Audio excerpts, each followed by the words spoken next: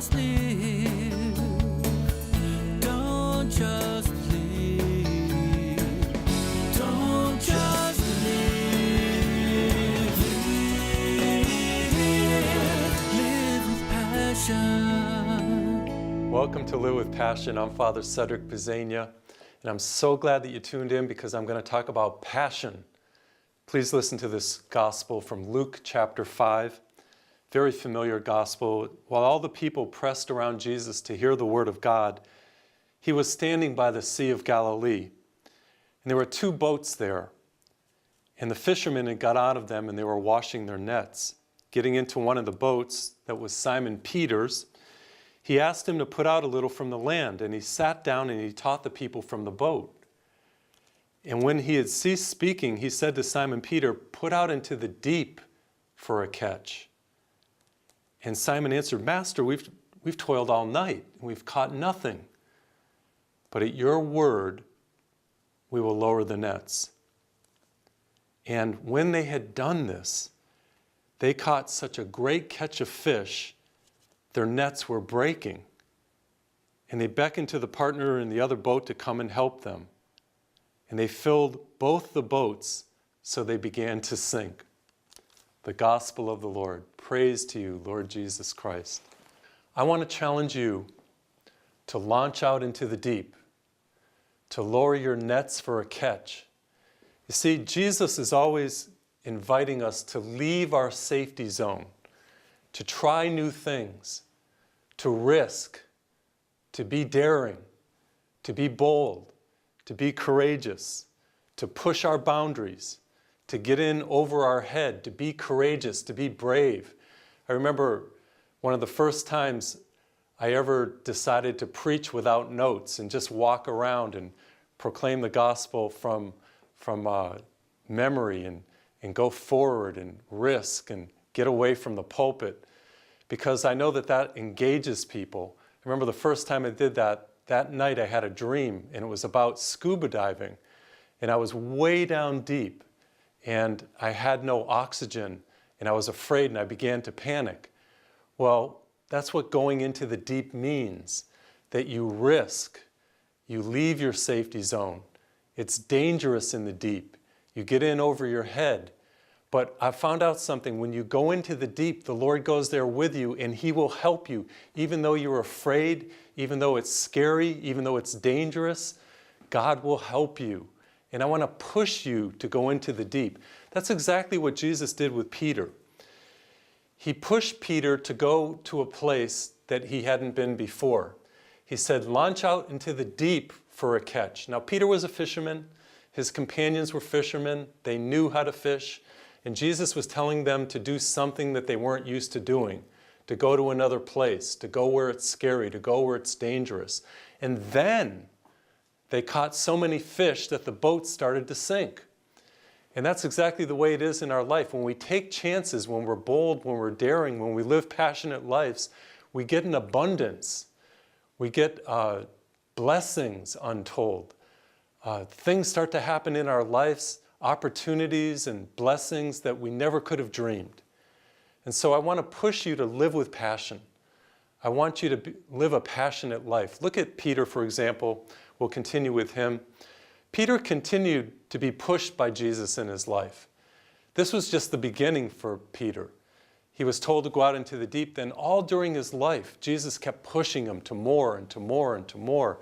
He kept pulling him as a disciple to become greater and greater. Now, Peter, if he didn't listen to Jesus, would have been an obscure fisherman that nobody ever heard about. But what happened was, because he followed Jesus, because he kept launching out into the deep, because he was dangerous and bold and courageous, he became the Prince of the Apostles.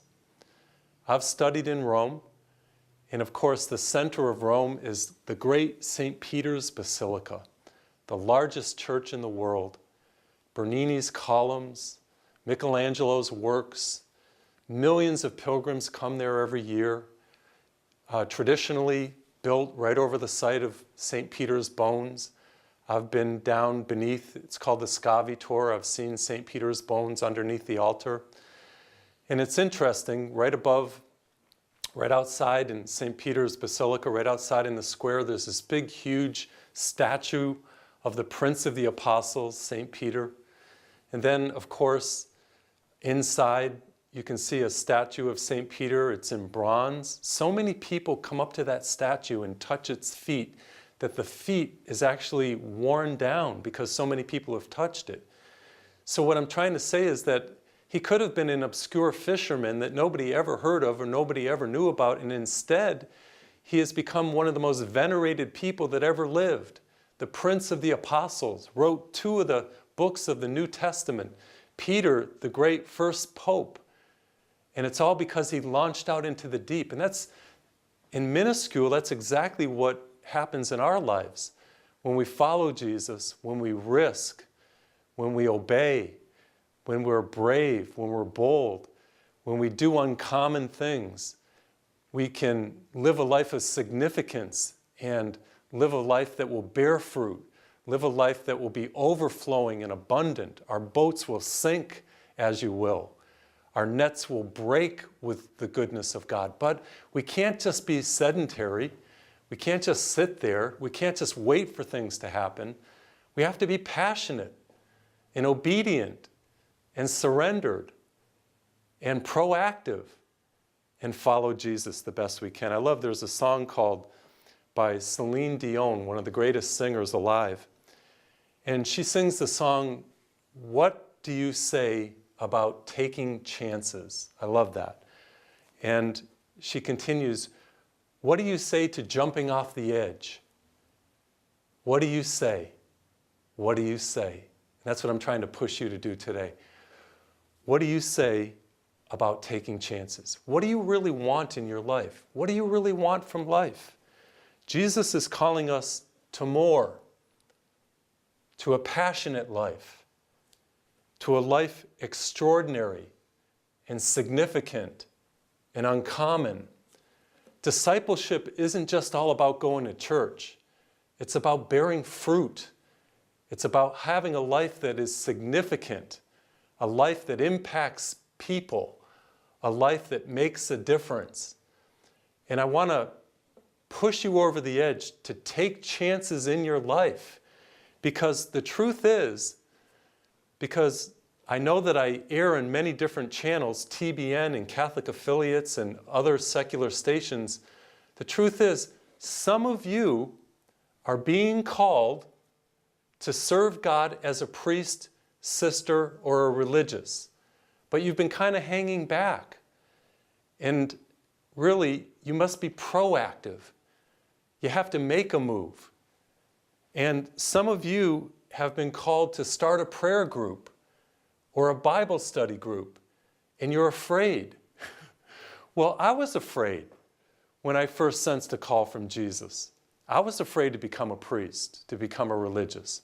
I'm shy, introverted, suffered from panic attacks. I didn't think I could do it. I didn't think I had any kind of gifts like that. I wasn't sure that I could do it, but I kept hearing the call of Jesus to be bold, to be daring, to launch out into the deep for a catch. And oh, I want a catch in my life. I want a haul. Basically, I think we're all fishermen. We all want that great catch in life. We all want that abundance. We want our nets to break and our boats to sink. We want blessings from life. But in order to get that, you got to be bold and you got to be proactive and you got to be courageous, not in your own power, but in God. God is our strength. So I heard that call and I sensed that call and I made a move. And I haven't looked back. I've faced my fears. I've stood the test. I've faced the tribulations and the hardships. You're going to get it whichever way of life you choose. And I think one of the greatest hardships is being bored. I always tell people boredom is overrated. Just sitting there living the sedentary life, that's no good. No, you were made for more. You were made for passion. You were made to live your life well. Some of you are poets, artists, sculptors, teachers. Some of you are being invited to go to school and to accomplish your dreams. And I'm going to try to push you over the edge here today, just like Jesus did to Peter. And you saw how Peter's life turned out. I mean, there's a whole basilica built over his bones. And that should inspire us about what we can become when we follow Jesus. You see, Jesus isn't just for the sweet by and by and for the hereafter. He's for the here and now. He wants us to bear fruit with our lives and to live significant, passionate, fruitful lives. And that's why I named this program Live with Passion. Don't just live with passion. And I'll talk more about what passion is. So can I push you to launch out into the deep today? Can I push you to strive for more? I want you to live with passion. One of my favorite sayings is, get this, fortune favors the brave. You see, there are opportunities in life, and if you're not courageous and you're not brave, you will never seize those opportunities. Fortune, good fortune, favors the brave. And when you have Jesus as Lord of your life, when you surrender to Him, this new courage comes into you. You become a brave person, a person willing to face adversity and to go through trials. That's exactly what happened to the apostles, and that's what can happen to you. So I'm going to invite you to go out, to make a move, to do what you hear God calling you to do. And I want to get back to this for a moment. Are you being called to something more than what you're doing right now, and you've just been kind of putting it aside and saying, yeah, someday I'll do it? Well, that someday is now. It's today. And if you don't make a move now, when will you do it? Carpe diem, seize the day. One of my favorite movies is a movie called Dead Poets Society. And in it, Robin Williams was the main actor. He was a teacher who inspired his young English class, these teenagers at this academy. He inspired them about English, but more than learning English, he inspired them to make a move in their life and to become a person of significance, to live your dreams, and to be the best person that you can, to realize your potential. And he inspired those young people, all in their own ways, to be their best. And that's what I want for you. I want you to realize your potential, and I'll talk more about that in this program, what potential is. I want you to be the best and become all that you can be. I have a saying in my ministry, who you are is God's gift to you, but who you become is your gift to God. Who you are is God's gift to you, but who you become is your gift to God. And life is all about becoming. It's all about being the best that you can be, realizing your potential, living with passion, influencing the world, changing the world. Forgive my audacity, but I believe that I can change the world, not me, but God in me and through me, working through me. And the same for you. You can change your world. You can either be a thermostat or a thermometer. A thermometer lets the world change them, and a thermostat changes the environment. And I want you to be a thermostat, not a thermometer. Not just being influenced by everybody else, but having influence. I never thought I could do that until I started following Jesus. And I let Him push me. And I've become a very daring person where I used to be so shy and introverted.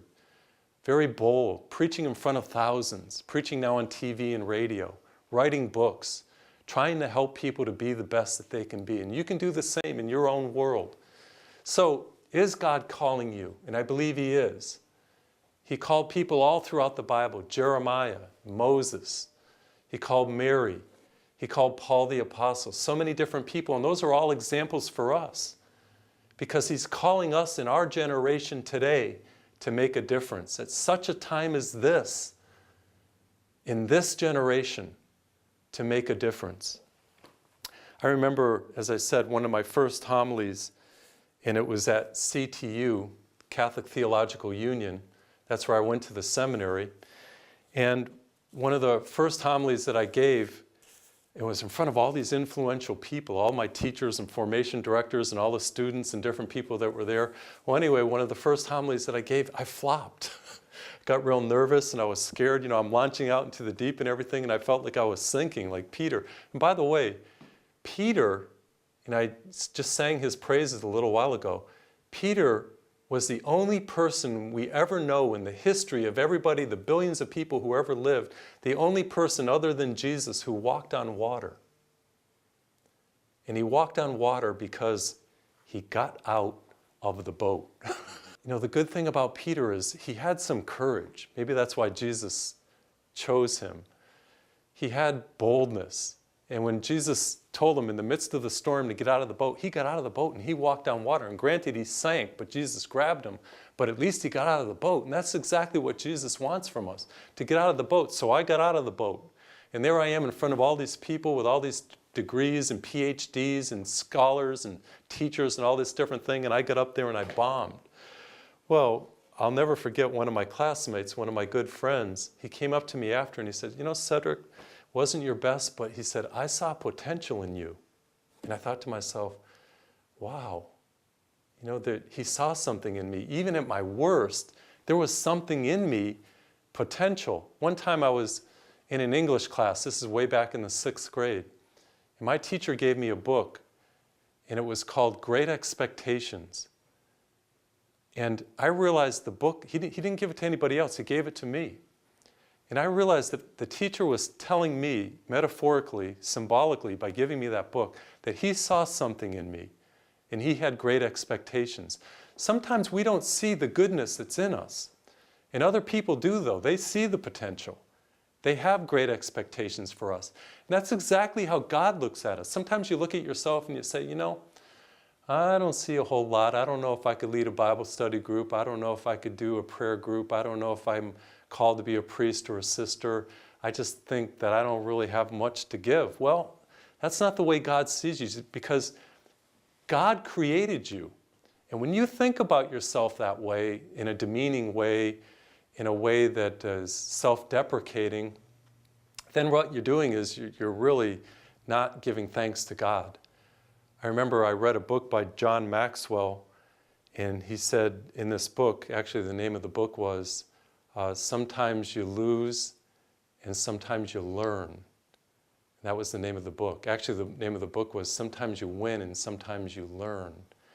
And in this book, he talked about how different people talk to us, but he said the number one person that you need to listen to, the most important person that you need to listen to, is your own self and your self-talk. Because what you say to yourself is so crucially important. So don't demean yourself. Don't be self-deprecating.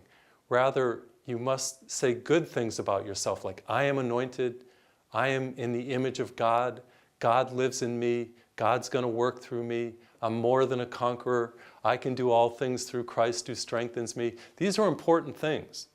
So watch how you speak about yourself. So anyway, my friend says, I see potential in you. Well, what is potential? Because I want you to realize your potential. The name of this program, the name of the series, the name of all my programs, Live with Passion. I want you to be saved. I want you to be filled with the Holy Spirit. I want you to have a personal relationship with God. That's the mainstay of my programs. But I also want you to live a significant life that affects other people, that impacts them. And please don't say, well, I'm too old for that. Abraham thought he was too old. But he became the father of faith. The promise of God came through Abraham when he thought he was too old. Don't say, well, I'm not good enough, because, Moses stuttered. And God delivered, redeemed the Hebrew people. He put Moses in front of Pharaoh. The man who had all the power in the earth, could have had his head chopped off. He put Moses in front of Pharaoh with his stuttering problem, and he redeemed them. He ransomed them through this man who stuttered. And don't say I'm too young. That's exactly what Jeremiah said. Jeremiah said, I'm too young, I can't do it. And you know what God told Jeremiah? He said, before I formed you in the womb, before you were born, I consecrated you and appointed you a prophet to the nations. Did you get that? God is the one who formed you in your mother's womb. God is the one who has appointed you. God has anointed you. God has called you. And you have a purpose. You have a reason for existing. And I want you to live with passion. So what is potential? Let's talk about that. Unrealized ability. When my friend heard me preach and he saw me and he said, Cedric, you've got potential. Unrealized ability. So in other words, there's ability in you that needs to be realized and developed, and you need to grow and mature. So what my friend was saying, he said, your preaching, it wasn't really all that good, but there's something in you. And if you develop it, it can come to fruition. And I held on to that. I wouldn't feel so good about what I preached that day, but I said, you know what? There's still something in me, and I'm not going to give up. And don't you give up. That's what happens to a lot of people. They run into a little bit of adversity, they run into a little bit of hardship, and they quit. Well, you can't be like that. You got to keep getting out of the boat. You got to keep launching out into the deep. You got to be determined. It was Thoreau, Henry David Thoreau. Remember, he wrote Walden. And he was from Massachusetts. I'm from Massachusetts, so I kind of like him. He was a poet, a philosopher, an author. And he wrote a book called Walden.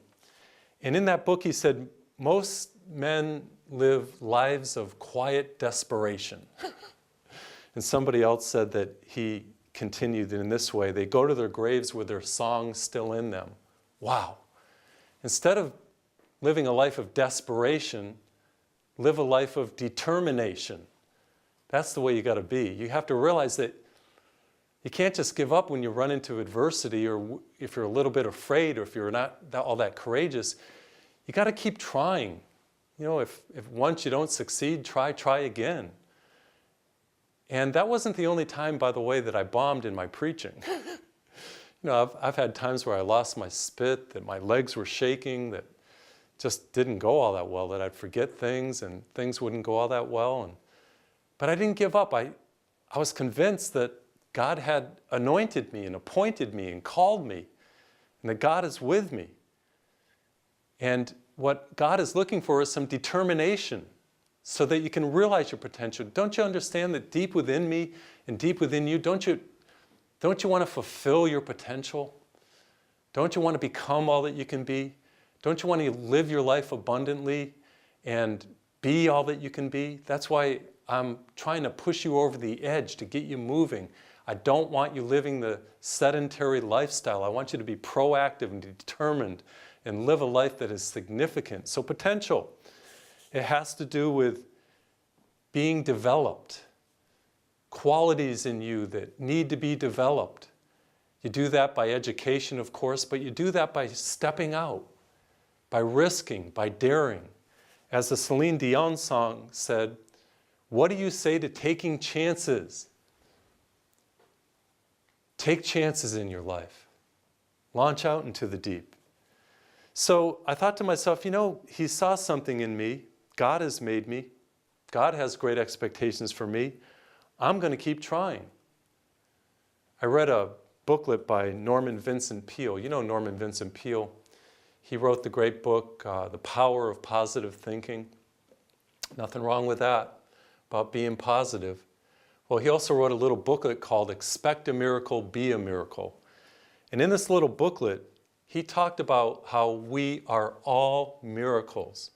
Just the fact that we're alive, but even more than that, we have miracles within us, unrealized, untapped potential, and you're greater than you think you are.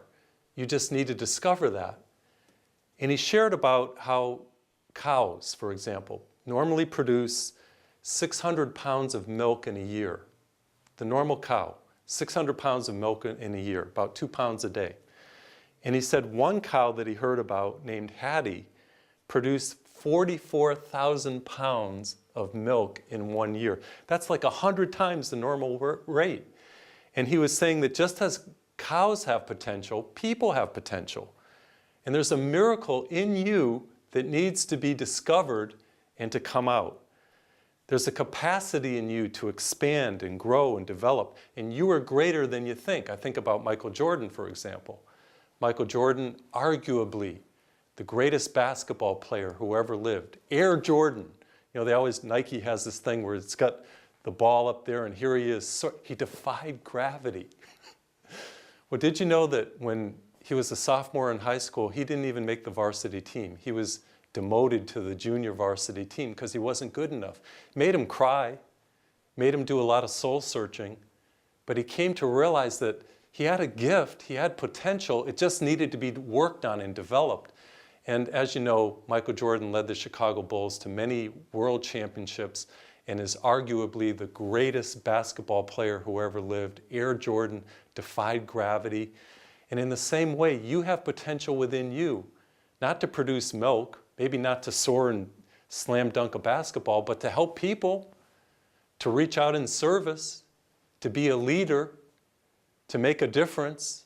Perhaps you have a vocation, as I was saying, and I'm going to push you not to just be sedentary and wait for things to happen, but to be proactive, to make a move, and to live with passion. Launch out into the deep for a catch, and you will have a great haul of abundance. Don't just live, live with passion. I saw a motivational poster, and it had to do with a ship, and underneath was a caption, "A ship in a harbor is safe, but ships are made for the wide open ocean." And you're made not to be safe, but to launch out into the deep for a catch and to be all that you can be. It's never too late. You're not too old. You can make a difference. I got a letter from somebody I just wanted to share with you. Actually, it's an email. And this man said, "Father Cedric, I just wanted you to know I left the church at age 18 and I hadn't been back since. I'm 53 years old and I watched your show on television. I ordered all your books.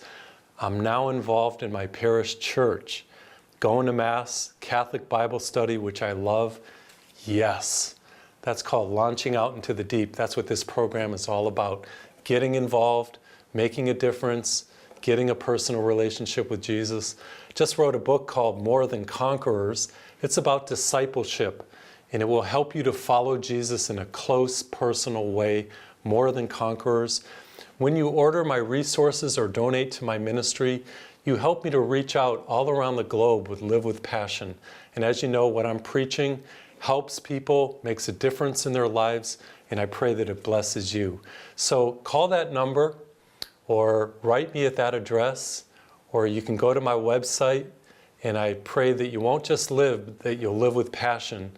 And thank you in advance for all your generosity. Discover your purpose. Be energized. Realize your potential. Live God's will. Father Cedric's books, DVDs, and CDs will inspire you to live passionately. Make a move right now and purchase these inspiring resources. Simply ask for the DVDs or CDs to series number 415 entitled Live Passionately, or ask for the book that was talked about today. To order, simply call 844-FATHER-C. That's 844-328-4372. Or write us at Father Cedric Ministries, 430 Bunker Hill Road, Houston, Texas, 77024. Or log on to www.fathercedric.org.